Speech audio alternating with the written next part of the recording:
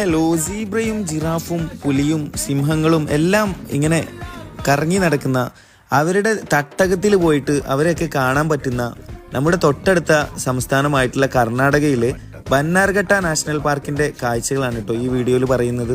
നിങ്ങൾ ഒരിക്കലെങ്കിലും ഈ ഒരു സ്ഥലം സന്ദർശിക്കേണ്ടതുണ്ട്. അത് പറയാനുള്ള കാരണം, നമ്മൾ കാട്ടിൽ വിഹരിക്കുന്ന മൃഗങ്ങളെ വളരെ സുരക്ഷിതത്വത്തോടു കൂടി കാണുന്നതിന് വേണ്ടിയിട്ട് ഒരുക്കിയിട്ടുള്ള ഒരു സംവിധാനമാണ് ഈ ബന്നാർഘട്ട നാഷണൽ പാർക്കിലെ സഫാരി എന്ന് പറയുന്നത്. ഒരാൾക്ക് വെറും 400 രൂപയാണ് ഏകദേശം 1 മണിക്കൂറിനടുത്ത് സമയം വരുന്ന ഈ ഒരു സഫാരിക്ക് വേണ്ടിയിട്ട് ഒരുക്കിയിട്ടുള്ളത്.